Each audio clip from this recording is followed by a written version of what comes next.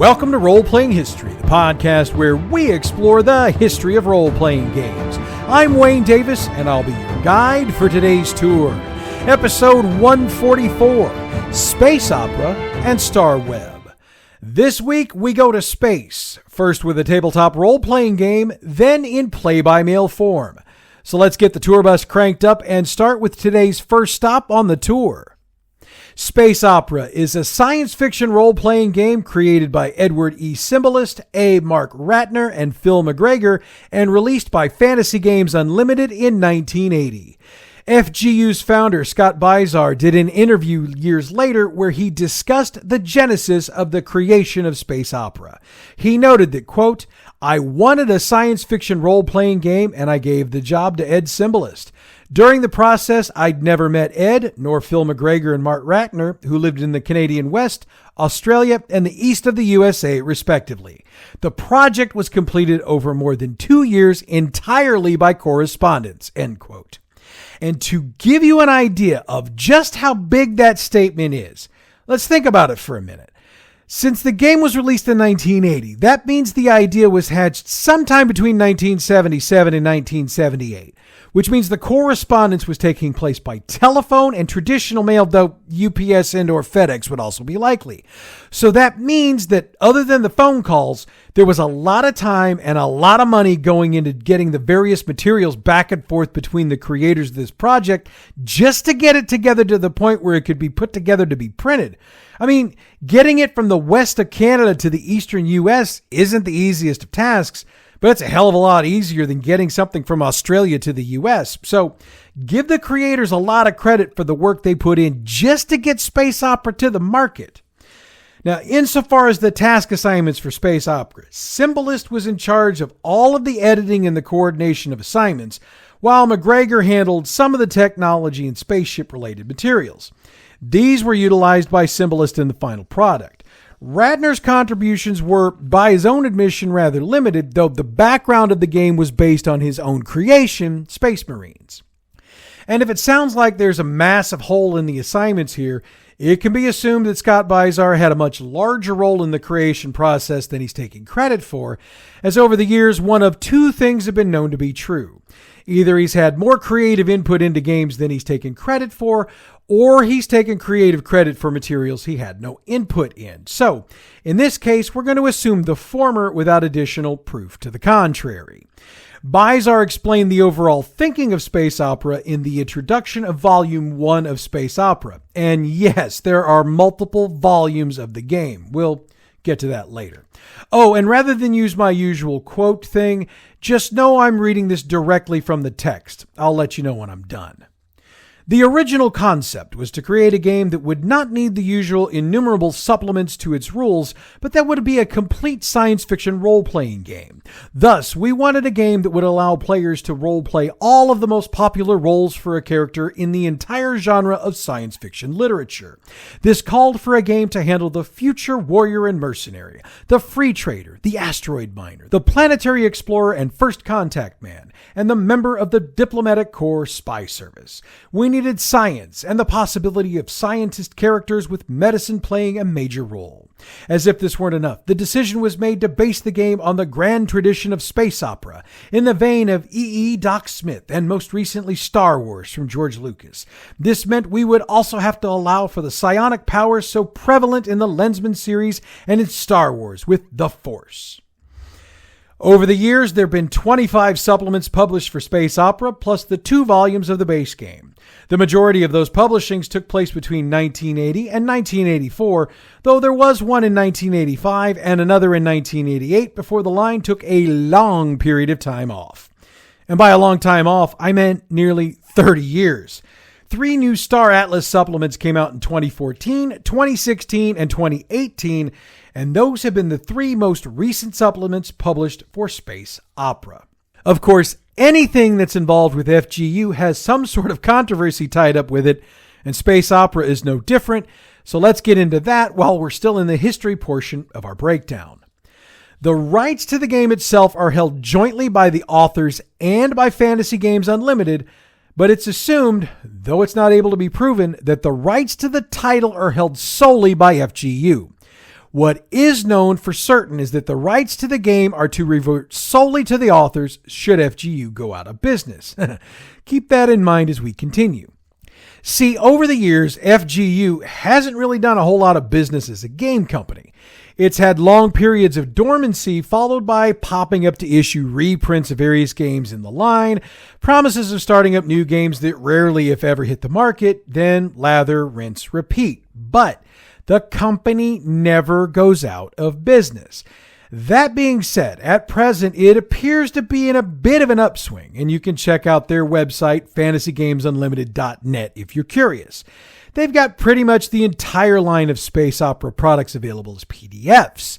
You can also pick up most of them at DriveThruRPG, and yes, I checked that before I reported it. Now, that's not the controversial part. Where the issues come up is that during the periods of dormancy, the authors tried to buy the rights back. Ed Symbolis discussed this in an interview he did in December of 2000 when asked whether he'd ever consider writing another edition of Space Opera. He said at the time, quote, "I won't write another version of Space Opera. Scott Bizar owns that property, hasn't done anything much to promote it, hasn't paid royalties that offer any hope that an author will be compensated for his considerable effort, and won't release it back to the authors. I know of the many personal reverses he's experienced, and I doubt FGU would ever become a viable publishing company in the future. Any revision work on my part would be a waste of time. Similarly, the expense of legally recovering the right to publish Space Opera isn't worth it. Apart from a highly inflated value placed by FGU on the game, actually on the name, why would I wish to purchase several thousand copies of a recent reprint that just won't sell in the current market? It makes no sense." End quote. And according to multiple sources at the time, Bizar's demands for the right to Space Opera were $100,000, though the authors believed it was only worth about $10,000. By the way, if you caught our episode on Fantasy Games Unlimited, which is available in the archives, you'd know this isn't the only instance of Scott Bizar doing business like this, and you'd know that among many in the game industry, he's known as a visionary, a shyster, or a prick, and that depends on how your dealings have gone with him over the years, and I think we've got a pretty good idea of what the creators of Space Opera think of him. Okay, so I think we've sufficiently covered the history of Space Opera, so let's get into some of the nuts and bolts of the game, and we'll start with looking at characters and races. Character creation in Space Opera is a rather lengthy process and can take upwards of an hour. When you're done, though, you'll have a rather experienced and well-rounded character, so there's that. One thing to note about the process is that there's a limited number of random rolls in the process, but the counter to that process is that the player has a lot of discretion in how points are applied and has a decent amount of choices amongst the skills available. Oh, and before we move on here, I'm pulling my info from several sources online, so while I've got some of the basic information, I don't have everything you'd like to have that's in the source book because, well, I don't have a copy of the book. Besides, if I gave you everything that was in the book, there'd be no reason for you to go out and buy one. Now, would there? During character creation, players choose from the following classes: Armsman, Astronaut, Tech, which has subclasses like Arms Tech and Crime Tech, and Scientist, which has subclasses like Pure Researcher, Medical Researcher, Physician, and Engineering. The classes have bonuses that can be applied to personal characteristics and can lower the cost to gain some skills. Now, when it comes to personal characteristics in Space Opera, they tend to average out higher than the average person, which, in my opinion, makes sense for a role-playing game. Players roll percentile dice for each of the 14 characteristics. Oh, did I forget to mention there are 14 of these bad boys? Let me lay them out. They are physique, strength, constitution, agility, dexterity, empathy, intelligence, psionics, intuition, bravery, leadership, general technical aptitude or GTA, mechanical aptitude, and electronics aptitude. Now, bonus points based on your class can be applied to these rolls, so you do get a bit of an advantage here and there. Once rolled, players compare the final number with a scaled table, which results in a number between 1 and 19 for each characteristic. And during the actual gameplay, a D20 is used for what are called characteristic rolls, or CRs for short. So yeah, this process isn't complicated at all. Next up is Planet of Birth, and it's made up of 3 roles for gravity, atmosphere, and climate, and those can affect on the personal characteristics choice of race. We'll get into the Planet of Birth stuff a bit more in a bit, because there's a lot of stuff involved in that, and I mean a lot of stuff. When it comes to choosing races, players have some options to choose from: human, humanoid, transhuman, Pithecine, canine, feline, Ursoid, avian, and warm-blooded saurian. Now, it should be noted that some of the races have some characteristic prerequisites, so you might want to consider the race you want to play before you lay out characteristics. As you'd expect, there are other considerations to work through during creation, such as carrying capacity, damage factor, and stamina, which is based on personal characteristics which help to further define each character. One of the next big things the player needs to do when fleshing out their character is to work through the career path. This involves going through the recruitment process, participate for a random number of tours of duty, having opportunities for promotion, and finally mustering out, which in some cases provides severance pay, pension benefits, savings, and some personal gear. Last up on the creation process, the player calculates the number of skill points they've got, chooses the skills, and assigns points to the skills as they so choose. Now, those are the basics on character building. With that done, I thought we'd take a moment to drill down a bit on the races in space opera, because I wanted to give a bit more detail on the available races. I mean, I think the names pretty much tell you about them, but there are a few there that may need some defining, and since we've got the time here, why not use it? Avians are, as you'd expect, anthropomorphic bird races, and there are a variety of different types portrayed in the game. The same applies to canines and felines, though the felines tend to only come in 2 general strains, known as the Mekpur, who are the smaller and more technically adept, and the Avatar, who are the larger and hunting cat types. Humans are humans, and they come in all the shapes and sizes we're accustomed to seeing in all the classic sci-fi we've seen over the years. Humanoids, well, let's use the book's definition for humanoids. Quote, representative of human races who evolved away from the basic racial stock due to evolutionary adaptations to the local environment and are generally not genetically comparable with humans. Arrangement and even function of internal organs differ.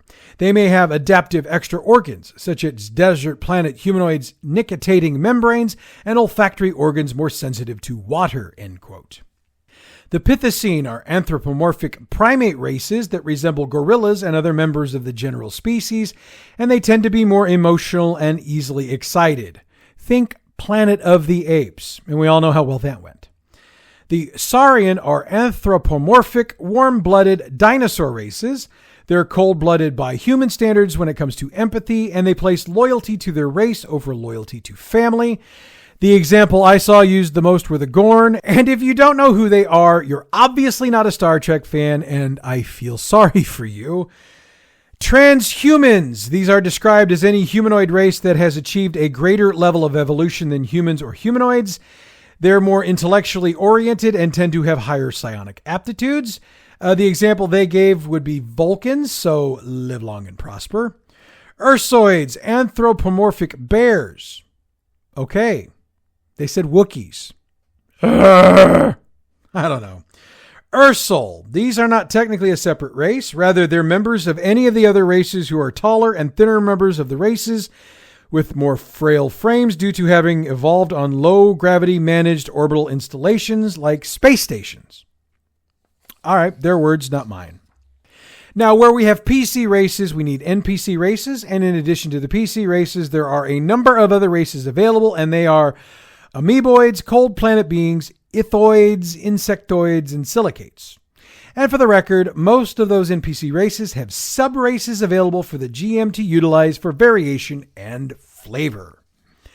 Now, I mentioned Planet of Birth earlier during the character creation process, and I said we'd get deeper into it. I was going to run through and describe all 20 of the different types of planets, but I realized when I was looking at them that it was going to be some of the most boring reading I could possibly do. So I decided to rearrange things a bit to make it a bit more listener-friendly. The gist of it is that characters can be born on a planet with any gravity field ranging from 0G to 2.5G. There's also the possibility for low to no atmosphere, and no atmosphere areas would mean the city has a dome, so don't panic. There can also be some very high pressure atmospheres, and obviously you're looking at the possibilities of contaminants, varying climates, and the like. That's what the variations in the 20 different planet types shakes out to, roughly, and that's what makes them so dry to read. What I will do is read out the description of Planetary Type 1 from page 80 of the Space Opera book in its entirety. Found this online. The planet is at a favorable position in the stellar ecosphere. Axial tilt is between 10 degrees and 30 degrees. Orbital eccentricity is less than 0.2, and the length of the day is 6 to 72 hours. All conditions of illumination and heating are Terran normal. In short, the planet exhibits those characteristics of climate and temperature which would make it a veritable twin of Terra. Type 1 planets are highly prized for colonization. So, this should give you an idea of the level of detail the creators put into the game. Moving forward, let's take a moment to check out psionics, since I mentioned those when I was discussing character creation. Psionics are described in the text as an advanced science with multiple fields of studies, 3 levels of functioning, which are called psionically dead, psionically open, and psionically awakened, and multiple skills. Characters who are open and psionically attacked or have contact with a raw PK crystal can awaken and learn new skills by trial and error. Characters with high psionic scores might be contacted and trained. The various psionic fields are telepathy, which has 29 skills, telekinesis, which has 25 skills, teleportation, which has 4 skills, clairvoyance, which has 15 skills, telergy and self-awareness, which has 12 skills, the Force, which has 11 skills. And I can't believe they actually got away with actually using the term the Force, since Lucasfilm sued everybody who used anything even close to Star Wars terminology. But hey, there you have it. Sorry, still wrapping my head around that one. Anyway, let's look at technology in the game. As you'd expect, space opera technology mirrors the tech and stories that are traditional in the sci-fi genre. As you'd also expect, it leaves out stuff from cyberpunk, nanotech, and mechs, and that's because those particular types of technologies came out or began making appearances after space opera was published. Multi-computers are based on a monolithic mainframe style that are meant to look after at least as many processes as the human brain takes care of for the human body, but for starships or cities. The game also includes mini computers at higher tech levels that are comparable to today's smartphones. A variety of software for computers is available, covering much of the significant knowledge of the race. The higher level multi-comps are considered sentient with cybernetic rights. Now let me pause here for a minute to provide some perspective here. Obviously, sci-fi publications, movies, and TV shows had always tried to interpret technology of the future the way they thought it would be, and were limited with the starting point of the tech they had at the present time. So, the mainframes that were present in the late 1970s were, logically, the basis for the multi-computers. The mini-computers, being similar to our smartphones, is, well, not exactly on the mark, a pretty close guess. So this is another one of those situations where science fiction did a pretty good job of predicting the future of human technology, or at least of taking a guess of where our technology would advance to. I mean, we're not quite to the sentient computer stage, but with AI at the point it is these days, who knows, right?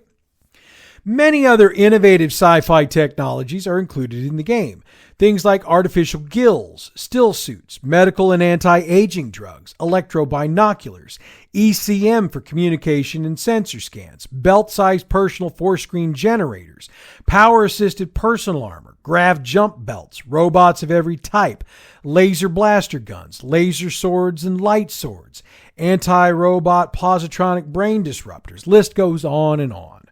The amount of technology available in space opera is immense, and the creators also created the roadmap for game masters to create some of their own tech to use in the game as well, so it was obvious they'd planned for the game to grow and evolve as technology did in the real world. And what would all this technology be without some combat to use it in? So let's take a look at space opera's combat system. Combat is typically a 4-step process. First, you have to determine if a character hits with the chosen weapon. Things like range, size of target, movement, and amount of cover have to be taken into consideration. If the attack hits, then a roll is made to determine the hit location. After the location's been determined, there's a roll to determine if the hit penetrated armor. If that happened, then there's a roll for damage. The full range of possible weapons technology is covered in the book, with tables that cover tech-level Adelaide to the anti-robot positronic brain disruptor. And I wish I had more on the combat, but this was all I could dig up online. Sorry about that. We're almost finished with our look at space opera, but you know me, I can't deep dive a game without putting in a couple of reviews. Stephen Jones handled the review for the November 1980 issue of the Space Gamer. He said, quote, "Despite its flaws, I highly recommend Space Opera. This game has the best of the other major SF RPGs on the market and more," end quote. William A. Barton did a review of the second edition of the Space Opera for White Dwarf in 1981 and said, quote, "For those who liked Space Opera originally, or for those who thought it had potential but were turned off by the typos, emissions, etc., the second edition is definitely worth having," end quote. I think I'll give the final professional word on this to Rick Swan. He wrote about it in his 1990 book, The Complete Guide to Role-Playing Games, and called it, quote, "an unforgiving game system that tests a player's tolerance for tables, charts, and formulas. Though the system produces well-rounded PCs, it's painfully convoluted, a problem that plagues space opera throughout. The rules for starship design require a background in physics to appreciate, and the combat rules rival the detail of tactical war games," end quote. He went on to say, quote, "Every part of the game's mechanics is based on complicated routines. A simple scenario can take a weekend to complete," end quote. He also noted that the age of the rules was showing by 1990, adding, quote, "The rules are workable, but they're also dated and dry, especially in light of such streamlined, action-intensive games such as Star Trek and Star Wars," end quote. In the end, he rated it 2.5 out of 4 and concluded, quote, "For players on their hands who consider Star Trek too childish and Star Wars too simple-minded, Space Opera might be worth a look," end quote. Okay, so this is the part where I'll admit I've played a lot of sci-fi games over the years, but I've never played Space Opera. And I'll also admit that Rick Swan's review sort of makes me nervous to try it. But I've also got a soft spot for older games with antiquated systems. And I know there's a lot of you out there who feel the same way. That being said, I've also got issues with creators who don't get the money they're supposed to be getting for their hard work. So, while I'd normally be telling you to pick up a copy of the game, in this case, I'm going to lay out and just remind you that I've laid out the entire history of Space Opera. You can make the decision you feel is best for you based on that information. I think this is a good spot to get to the second topic on today's show. Starweb is a closed-end, space-based play-by-mail game. Now, before I get any further, I think we need to define just what in the hell a closed-end play-by-mail game is. There's typically two types of play-by-mail games, open-end and closed-end. An open-end game allows players to strengthen their positions without end, and players continually enter and exit the game. Closed-end games typically have all the players start on equal terms and have rapid, intense player-versus-player gameplay that ends when a player or a group achieves a victory condition or is unopposed. And for the record, Hyborian War and It's a Crime are both closed-end games. All right, so with that defined, let me restart my open. Starweb is a closed-end, space-based play-by-mail game. It was first published by Flying Buffalo Inc. in 1976 and was the company's second play-by-mail game following Nuclear Destruction. Starweb came about due to a survey Flying Buffalo conducted in the mid-1970s to determine what sort of game they should put out to complement Nuclear Destruction. There was an overwhelming response and demand for a space-based game, and Rick Loomis responded to that demand by creating Starweb and released it in 1976. By 1979, Flying Buffalo reported approximately 360 active Starweb games, and by 1984, it was Flying Buffalo's most popular game. Here's an interesting note. The original instructions for the game were in a mimeographed manual, and that eventually required a second edition to be printed in order to address confusion reported by the players. And if you don't know what was happening, well, you're too young to understand what a mimeograph is, and I strongly suggest you Google search that shit. I still see mimeographs in my nightmares. And yes, I'm a weirdo. Sue me. The instructions for Starweb went through multiple revisions between 1984 and the mid-1990s, and by 1992, Flying Buffalo had reported running more than 1,100 games of Starweb. Starweb has been featured in a number of gaming magazines over the years. The Nuts and Bolts of Starweb was the first play-by-mail magazine that wasn't published by a play-by-mail company. Its publisher, Rick Buda, started as a fanzine for Starweb in 1980 and did it as a way to discuss how to play his favorite character, known as the Berserker. While it did morph over time, for a long time it didn't stray very far from its original purpose. Starweb has also been reviewed in gaming magazines like Challenge, The Space Gamer, and White Dwarf, as well as various play-by-mail magazines like Flagship and Paper Mayhem. In 1980, the game got a boost in subscriptions from advertising in sci-fi magazines.